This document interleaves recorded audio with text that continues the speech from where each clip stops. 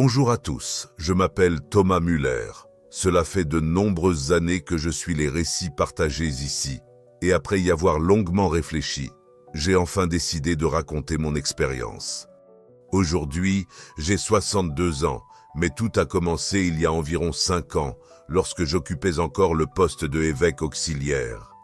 À l'époque, ma vie était très différente de celle que je mène aujourd'hui. Je fréquentais des palais et participais à des réunions politiques privées. J'avais un chauffeur personnel et me trouvais dans des salles ornées de lustres en cristal, conversant régulièrement avec des personnalités influentes, des politiciens européens aux dirigeants du Vatican. Pour beaucoup, cette vie semblait remplie de gloire, de luxe et de prestige. Pourtant, derrière ce sourire diplomatique et cette soutane impeccable, seul moi savais à quel point j'étais vide, détaché de la foi qui m'avait guidé jusqu'alors. J'avais perdu le lien avec Dieu sans même m'en rendre compte, et je m'étais tellement habitué à ce masque que je n'arrivais plus à me souvenir de qui j'étais vraiment. Pendant mon enfance, dans le petit village près de Rosenheim, il n'y avait aucune trace de ce luxe ou de cette influence. Mon père, un menuisier aux mains calleuses, passait des heures dans son atelier, entouré de l'odeur du bois frais et de la sciure, tandis que ma mère s'occupait de vendre des fleurs colorées et parfumées qu'elle cultivait avec soin dans le jardin de notre maison. Je me souviens vivacement du petit autel qu'elle préparait simplement près des violettes et des géraniums, avec une modeste statue de la Vierge Marie et des bougies vacillantes sous la brise de l'après-midi. Cet autel représentait pour moi, à l'époque, un doux et simple réconfort face aux difficultés économiques que nous affrontions presque quotidiennement. La foi de ma mère était concrète, quotidienne, et se manifestait dans les petits gestes. En grandissant, j'admirais tout cela, et c'est probablement pour cela qu'à 14 ans, j'ai décidé de servir Dieu. Je suis entré au séminaire, animé par l'espoir de découvrir quelque chose de plus grand et d'aider ma famille à surmonter cette pauvreté que je voulais laisser derrière moi. À l'époque, je n'aurais jamais imaginé que cette décision me conduirait si loin, tout en me détournant autant de ce que j'étais vraiment. Au cours des premières années au séminaire, tout semblait clair et simple. Je me réveillais tôt, participais aux prières du matin, donnais un coup de main en cuisine et passais le reste de la journée plongé dans des livres et des cours de théologie. C'était une routine exigeante, mais il y avait en elle une pureté qui apportait une joie difficile à décrire. Mes camarades venaient d'expériences similaires. La plupart étaient originaires de petits villages, enfants d'agriculteurs ou d'ouvriers, des jeunes comme moi, en quête d'une vocation qui donnerait un sens à nos vies. Je me souviens d'Étienne, mon meilleur ami de cette époque, originaire d'un village dans les montagnes espagnoles. Étienne était un peu plus âgé, avec un regard curieux et un rire contagieux. Nous passions des heures à discuter de l'Évangile, imaginant le type de prêtre que nous allions devenir et rêvant du changement que nous apporterions dans nos communautés. Étienne avait un enthousiasme contagieux, comme s'il percevait vraiment Dieu dans chaque chose, dans les arbres qui bougeaient à l'extérieur, dans les versets des Écritures, même dans les histoires racontées par les vieux prêtres à la fin des repas. À cette époque, je sentais que la vie sacerdotale était un chemin droit et lumineux, avec la croix comme notre guide. Les années passèrent et, avec elles, arrivèrent les promotions, les mutations et de nouvelles responsabilités. Après mon ordination, je fus affecté à des paroisses de plus en plus grandes, jusqu'à ce que ma réputation me mène à un poste au sein de la curie diocésaine. À partir de ce moment, il ne fut question que de temps avant que je sois nommé évêque auxiliaire, une position qui me mit en contact direct avec le Vatican. Cette avancée suscita en moi un sentiment confus de fierté et de malaise.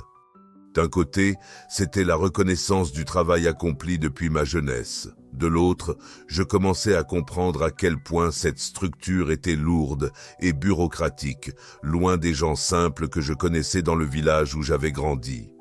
Au lieu de confesser mes péchés, je passais mon temps à examiner des rapports financiers. Au lieu d'annoncer l'Évangile, je me consacrais à négocier des accords avec des entreprises et des politiciens. Peu à peu, mon cœur s'endurcit et devint insensible. Les conversations spirituelles que j'aimais tant avec Étienne furent remplacées par des discussions sur la manière d'attirer des donateurs fortunés ou de maintenir l'influence sur un certain territoire. Dieu qui autrefois me semblait si proche était devenu un concept lointain, un nom que je prononçais sans vraiment entrer en dialogue. C'est durant cette période que j'ai senti qu'une part de moi s'étiolait, même si c'était difficile à admettre. C'est à ce moment-là que s'est déroulé mon voyage dans les Alpes autrichiennes, une mission pastorale que j'abordais d'abord comme une simple contrainte de plus. Mon emploi du temps était chargé d'engagement et honnêtement, cette visite me paraissait bien secondaire face à mes nombreuses responsabilités. J'ai été accueilli dans un village isolé, où les montagnes majestueuses semblaient toucher le ciel, et l'air y était si pur qu'il en devenait presque douloureux pour les poumons. Les personnes qui m'attendaient sur la petite place du village étaient principalement des personnes âgées, avec des visages marqués par le temps et les épreuves. Tous tenaient des chapelets usés, et leurs regards, pour une raison que j'ignore, m'ont profondément touché. Il y avait en elles une foi authentique et palpable, une dévotion si directe et sincère qu'elle remettait en question tout ce que j'étais devenu.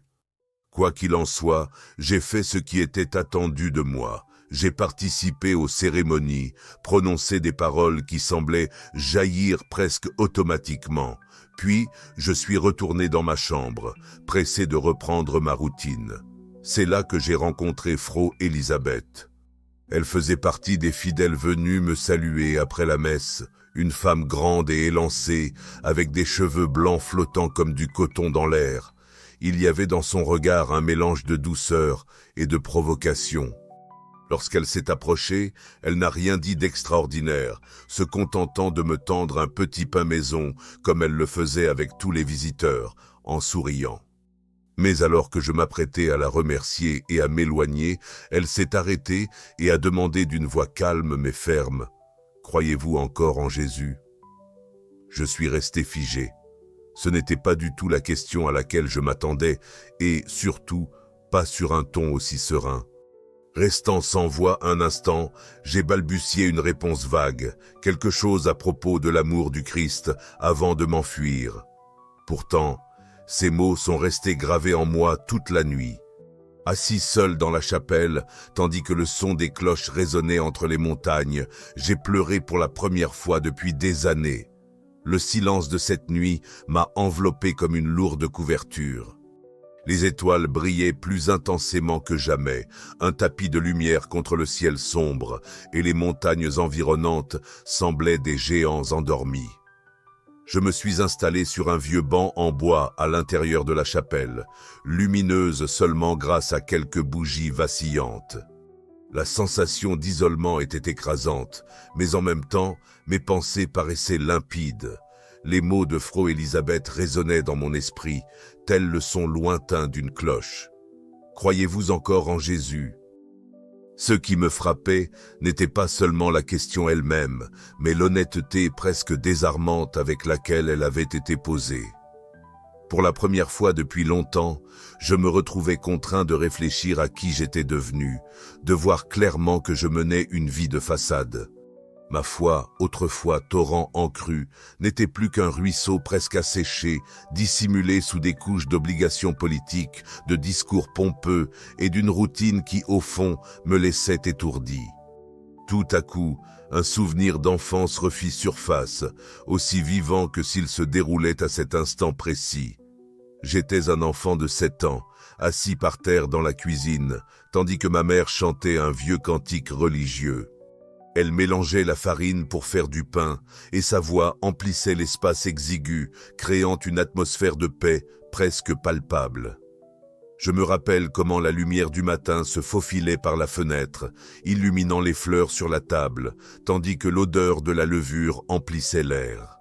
À ce moment-là, enfant, j'étais sûr que Dieu était là. C'était une sensation simple, mais intense. En repensant à ce moment dans la chapelle, je ressentis une honte profonde. Quand avais-je perdu cette perception de la présence divine ? Pourquoi avais-je remplacé cette certitude innocente et pure par des couches d'orgueil, de manipulation et de mensonge? Alors que les larmes coulaient sur mon visage, je compris que, pour la première fois depuis longtemps, je priais vraiment, non pas avec des phrases élaborées ou des mots appris par cœur, mais avec une lamentation silencieuse, une question venue du plus profond de mon être. « Seigneur, que m'est-il arrivé ?» Je restais dans la chapelle jusqu'à tard, tandis que la bougie la plus proche de moi s'éteignait lentement et silencieusement. Le banc de bois craquait à chaque mouvement, comme s'il partageait le poids émotionnel qui m'écrasait. À un certain moment, je me rendis compte que je n'avais aucune envie de retourner à mon logement, ni de reprendre mes engagements pour le lendemain. Quelque chose en moi aspirait à un véritable instant d'abandon, une sorte de réconciliation dont je ne savais pas encore si elle était possible. J'essayais de me souvenir si, au fil des années, j'avais déjà ressenti la présence de Dieu comme cette nuit-là. Ce n'était pas une sensation agréable, mais une douleur nécessaire, comme si une blessure était enfin exposée à la lumière. Toutes les certitudes accumulées avec le temps, les titres, les relations, le respect des autres, ne m'apportaient aucun réconfort désormais. Là, seul au milieu des montagnes, j'étais réduit à un homme sans masque, face à la cruelle et inéluctable vérité de ma spiritualité. Le lendemain matin, je rencontrai de nouveau Frau Elisabeth, cette fois au petit marché du village. Elle ne fit aucune allusion à notre conversation de la veille, mais m'accueillit avec un sourire chaleureux, comme si elle savait précisément ce que j'avais vécu pendant ces heures de solitude. Moi, je ressentis une impulsion irrésistible de lui dire quelque chose, de m'ouvrir sur ce que je ressentais, mais mon éducation et le désir de cacher mes faiblesses me retinrent. J'achetai un peu de pain frais, quelques œufs et un morceau de fromage. Au moment de partir, elle posa délicatement sa main sur mon bras et dit « C'est beau quand on trouve des réponses, n'est-ce pas ?» Sa voix avait une douceur inattendue. Je ne dis rien. Je me contentais d'acquiescer et poursuivis mon chemin, mais au fond de moi, j'eus l'impression qu'elle m'avait donné l'autorisation de poursuivre ma recherche, non pas cette réponse que je croyais devoir avoir, mais celle dont mon cœur haletant avait besoin. Au fil des jours, le village m'enveloppa d'une chaleur silencieuse. C'était comme si ce lieu possédait une âme, une présence qui m'invitait à réfléchir paisiblement, à revoir mes décisions. Marcher le long des sentiers étroits, entouré par les majestueuses montagnes et le doux murmure du vent, devint une partie de ma routine quotidienne. Il ne s'agissait pas seulement d'admirer la beauté naturelle, mais d'une quête, un effort pour retrouver mon identité avant que tout ne se complique. Chaque fois que je traversais le petit pont en bois qui enjambait un ruisseau cristallin, je m'arrêtais pour contempler l'eau qui s'écoulait. J'imaginais qu'elle emporterait mes doutes, mes peurs et les souvenirs qui me pesaient. Je commençais à redécouvrir des émotions que je n'avais pas ressenties depuis longtemps. L'espoir, pas un espoir illusoire que tout s'arrangerait, mais une étincelle suggérant que peut-être je pourrais retrouver ce que j'avais perdu. Lors d'une de ces promenades, je rencontrai Frau Elisabeth pour la dernière fois. Elle était assise sur un banc de pierre près d'un jardin fleuri, un rosaire entre les mains, dont les grains étaient si usés qu'il semblait en cire.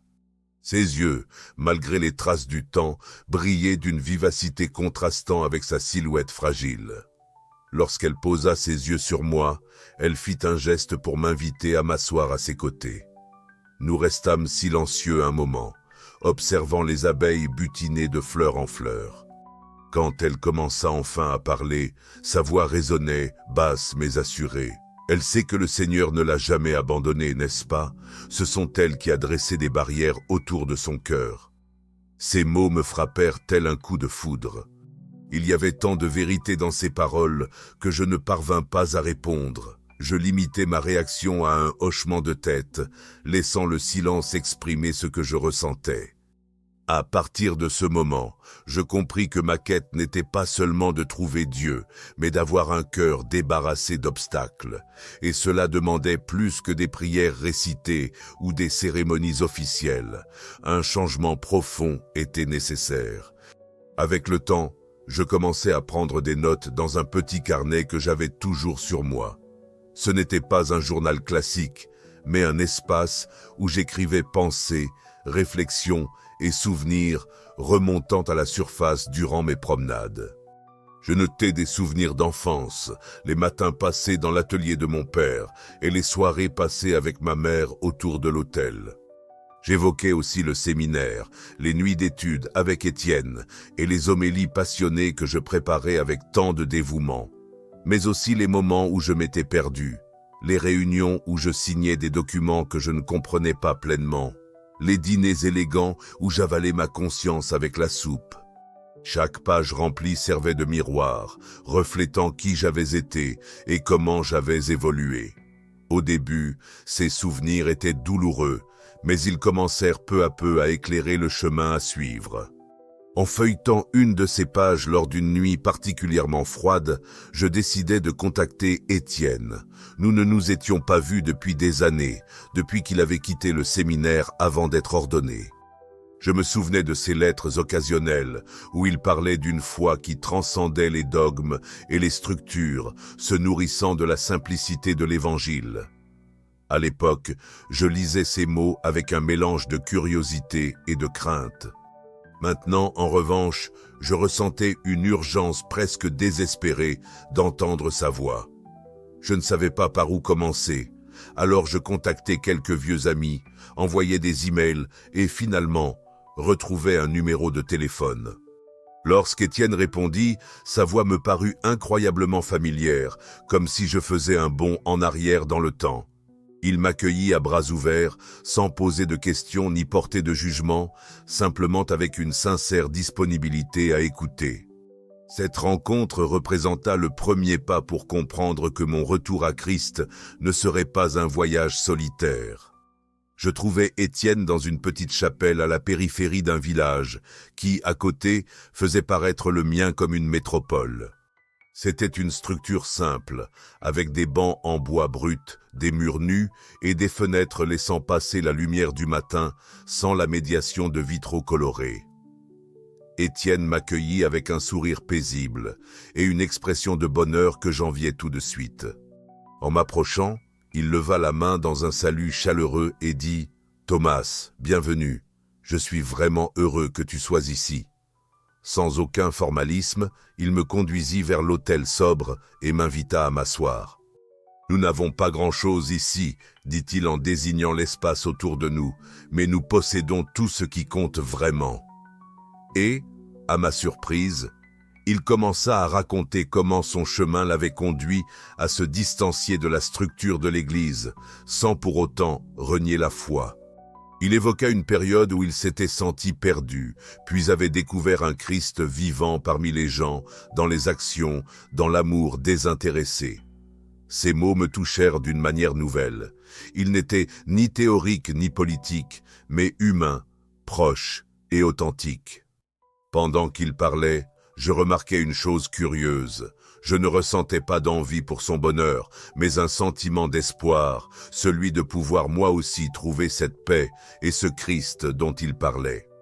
Nous avons parlé pendant des heures ce jour-là, marchant le long des sentiers qui entouraient la chapelle, nous arrêtant près d'un petit ruisseau, où il me raconta comment, un jour, en se lavant le visage dans cette eau, il avait ressenti le besoin de se libérer des masques qu'il portait depuis des années. Ce n'était pas une question de règles, dit Thomas, c'était une affaire de cœur, ce cœur qui permet à Dieu de le trouver. Ces mots m'accompagnèrent alors que je rentrais à mon logement ce soir-là. Pour la première fois, la soutane que je portais semblait plus légère, non pas parce que j'avais résolu toutes mes difficultés, mais à cause d'un changement qui s'était opéré en moi. Le poids du doute et de la fierté n'avait pas complètement disparu, mais il ne me définissait plus. À partir de ce moment, je commençais à percevoir mes devoirs d'une manière différente. Je continuais à assumer le rôle d'évêque auxiliaire, mais quelque chose en moi avait changé. Ce ne fut pas une transformation radicale et immédiate, mais plutôt une petite fissure dans la barrière que j'avais érigée autour de moi. Au lieu d'aborder chaque messe ou réunion comme un rituel mécanique, je commençais à remarquer les visages autour de moi, les expressions de foi authentiques, les mains levées en prière sincère. Dans chaque paroisse que je visitais, j'essayais de passer un peu de temps avec les gens après la messe, écoutant leurs histoires et prenant des nouvelles de leur vie. C'était une approche simple, mais efficace, pour me rappeler pourquoi j'avais choisi ce chemin. Il ne fallut pas longtemps avant que cela suscite des soupçons chez certains collègues. Quelqu'un observait avec scepticisme. Que se passe-t-il avec Thomas ? Il agit bizarrement, comme s'il voulait redevenir le prêtre d'un village, et pourtant, pour la première fois, ses commentaires ne me dérangeaient pas. C'est dans ce contexte que je commençais à écrire plus librement sur mes expériences. J'écrivais pour moi-même dans des carnets que je cachais dans le tiroir le plus profond de mon bureau. Dans ces carnets, je notais les sensations que je ressentais pendant les messes, ce que je lisais dans les yeux des gens, les petites épiphanies qui survenaient lorsque je marchais dans les montagnes ou restais silencieux devant le tabernacle. Chaque page remplie représentait une manière d'ouvrir une porte pour que Dieu puisse à nouveau entrer. Je ne publiais rien, mais cet acte d'écrire m'aidait à me souvenir de qui j'étais vraiment. Une nuit, après une messe sereine dans un village encore plus petit que le premier, j'ouvris l'un de mes carnets et, pour la première fois, je me demandais s'il était enfin temps de révéler ce que j'avais à l'intérieur à quelqu'un d'autre. Après tout, je savais bien que ces mots ne pouvaient pas rester un secret uniquement pour moi. Ils devaient, d'une manière ou d'une autre, atteindre d'autres personnes. Je n'avais pas encore bien compris comment m'y prendre. Peu de temps après avoir pris cette décision, quelque chose d'inattendu se produisit. Étienne m'invita à un rassemblement intime et réservé avec sa communauté. Ce n'était ni une célébration officielle, ni un événement public, juste quelques familles réunies dans une maison simple pour prier et partager leurs expériences. À mon arrivée, j'ai été accueilli par des sourires chaleureux et des poignées de main sincères, comme si j'avais toujours fait partie de ce groupe. Nous nous sommes installés sur des chaises ordinaires autour d'une table modeste. Les enfants couraient dans l'espace restreint, les anciens échangeaient des histoires, et à un moment, Étienne proposa de chanter ensemble un ancien hymne que je n'avais pas entendu depuis mon enfance. La mélodie était simple, mais la sincérité des voix qui m'entouraient était quelque chose que je n'avais pas ressenti depuis des années.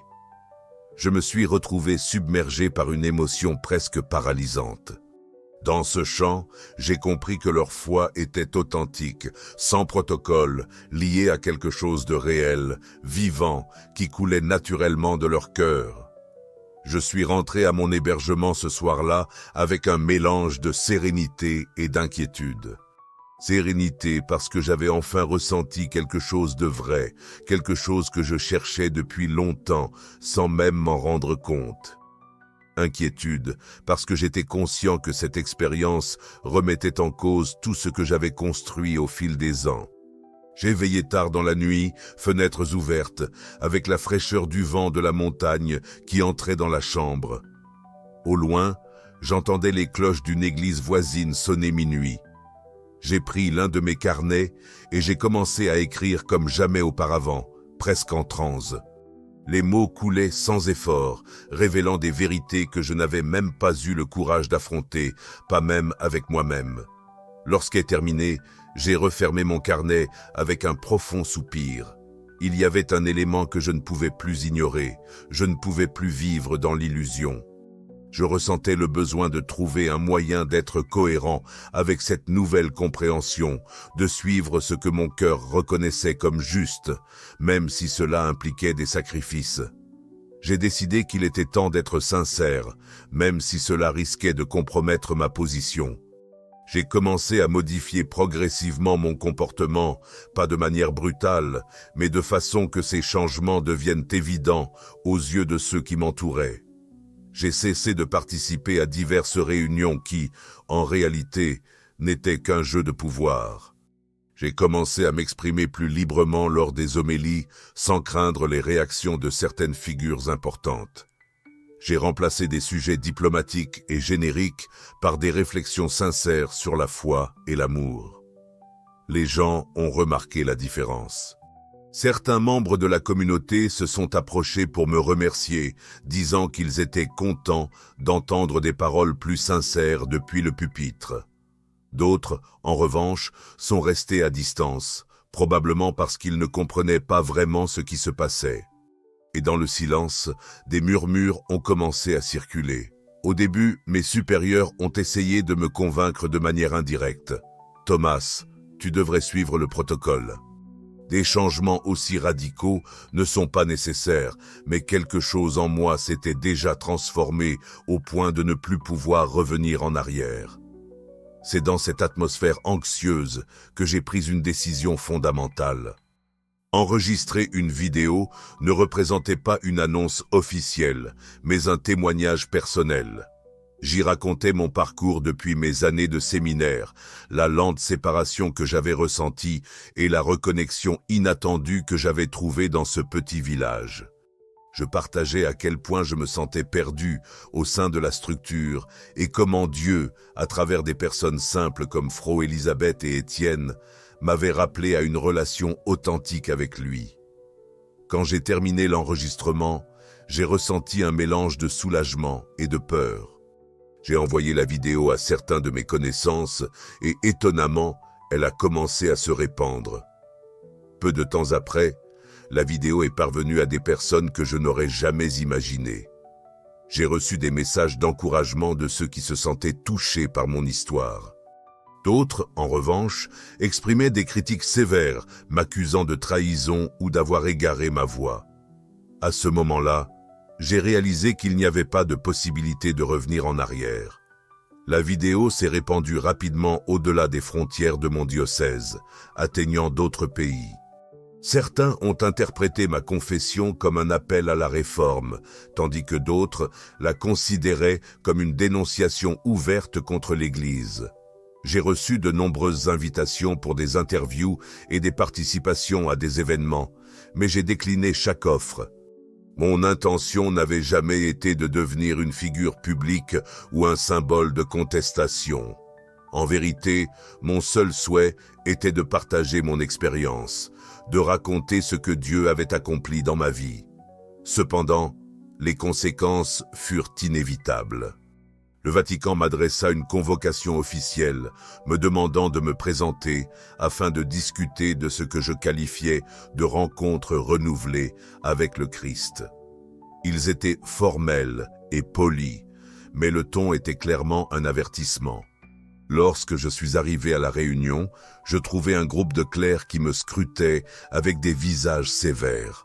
Assis face à eux, je ressentis le poids de l'institution peser sur moi comme une montagne. Ils voulaient des réponses. Ils cherchaient à comprendre pourquoi j'avais semé tant de confusion. Je restais calme, même si mon cœur battait la chamade. J'expliquais que mon intention n'était pas de créer des divisions ni d'attaquer l'Église, mais simplement de raconter mon histoire et de partager la transformation que j'avais vécue. Je parlais de Frau Elisabeth, d'Étienne, de personnes ordinaires qui avaient redécouvert le Christ dans leur vie et qui m'avaient aidé à le trouver. Certains semblaient touchés par mes paroles, mais avec prudence, comme s'ils craignaient la manière dont ils allaient devoir les gérer. D'autres, au contraire, restèrent rigides, affirmant que mon approche publique était imprudente et que j'aurais dû revenir sur mes affirmations. Je refusais de modifier ce que j'avais dit sans pour autant entrer en conflit.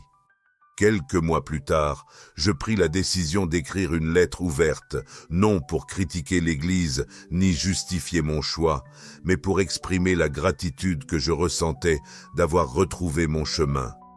Dans ce texte, je racontais comment cette période de crise, déclenchée par la simple question de Frau Elisabeth, m'avait poussé à réfléchir sur ma vie et à chercher quelque chose de plus authentique.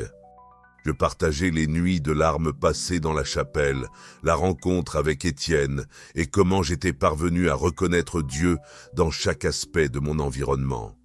La lettre fut publiée dans un petit journal local et, à ma grande surprise, elle rencontra un écho bien plus large que ce à quoi je m'attendais.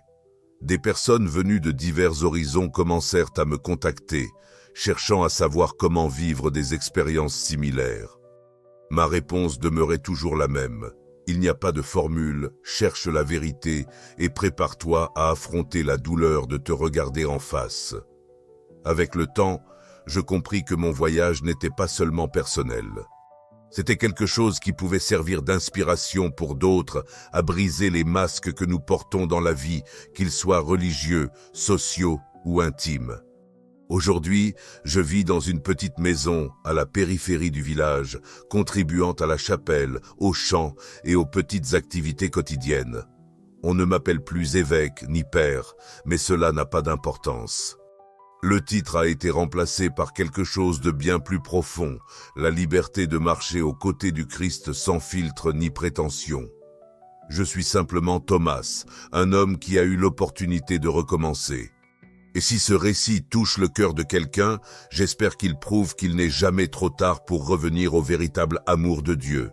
Si aujourd'hui on me demandait si je referais tout, je confesserais que j'hésiterais. Le chemin que j'ai parcouru a été parsemé de souffrances et de pertes, mais il a aussi été marqué par la rencontre d'une foi vivante qui a donné un sens à chaque pas. Je n'ai pas vécu une grande vision céleste, ni un miracle spectaculaire qui m'ait ramené sur mon chemin. Quelques mois plus tard, j'ai décidé d'écrire une lettre ouverte, non pas pour critiquer l'Église ou justifier ma décision, mais pour exprimer la gratitude que je ressentais d'avoir retrouvé ma voie. Dans cette lettre, je décrivais comment cette période difficile, symbolisée par la simple question de Frau Elisabeth, m'avait poussé à reconsidérer ma vie et à chercher quelque chose de plus authentique. Je parlais des nuits passées à pleurer dans la chapelle, de ma rencontre avec Étienne et de la manière dont j'avais appris à reconnaître Dieu dans tout ce qui m'entourait. La lettre fut publiée dans un petit journal local et a eu un retentissement bien plus grand que ce que j'avais imaginé. Des personnes venues de différents horizons ont commencé à me contacter, demandant comment elles pouvaient vivre des expériences similaires. Et je répondais toujours la même chose. Il n'y a pas de recette, cherche la vérité et sois prêt à affronter la douleur de te regarder en face. Avec le temps, j'ai compris que mon cheminement n'était pas seulement personnel, c'était quelque chose qui pouvait inspirer d'autres à se libérer des masques que nous portons dans la vie, qu'ils soient religieux, sociaux ou personnels. Aujourd'hui, je vis dans une petite maison à la périphérie du village, m'investissant dans la chapelle, les chants et les simples activités du quotidien. On ne m'appelle plus évêque ni père, mais cela n'a pas d'importance. Le titre a été remplacé par quelque chose d'immensément plus grand, la liberté de marcher aux côtés du Christ, sans filtre, sans prétention. Je suis simplement Thomas, une personne qui a eu la chance de recommencer. Et si cette histoire touche quelqu'un, qu'elle serve de preuve qu'il n'est jamais trop tard pour revenir à l'amour authentique de Dieu. Si on me demandait aujourd'hui si je referais tout, je dirais que j'hésiterais encore. Le chemin parcouru a été jalonné de douleurs et de pertes, mais aussi d'une rencontre avec une foi vivante qui a récompensé chacun de mes pas. Il n'y a pas eu de grande vision céleste, ni de miracle éclatant qui m'ait ramené. Il y a eu une question simple posée par une femme ordinaire à un moment inattendu. Des moments comme celui-ci ne peuvent pas être anticipés ni programmés, et c'est peut-être pour cela qu'ils sont si authentiques. Ma rencontre avec Frau Elisabeth, avec Étienne et cette petite communauté n'a pas seulement marqué un tournant dans ma vie, elle a été un rappel que Dieu n'a pas besoin de grandes structures, ni de rites compliqués pour entrer en communication avec nous. Il utilise ce qui est ordinaire, ce qui est petit, ce qui est humble, et cela a complètement transformé ma vie. Maintenant, quand je retourne me promener dans les montagnes autour du village, je ressens une atmosphère différente dans l'air. Ce n'est pas un poids de culpabilité ou de perte, mais quelque chose de beaucoup plus léger. C'est la conscience qu'en dépit des difficultés rencontrées, j'ai redécouvert le cœur du Christ. Et c'est ce que je veux transmettre à ceux qui lisent ces lignes. Je ne suis plus un évêque ni une figure d'autorité, je suis simplement un homme qui redécouvre chaque jour le sens d'être aimé de Dieu. Et peut-être est-ce cela que nous recherchons tous, la certitude qu'il n'est jamais trop tard pour abandonner le vide et revenir à la plénitude. Avez-vous vécu des expériences qui ont radicalement changé votre vision de la vie? Partagez votre histoire ou votre avis dans les commentaires.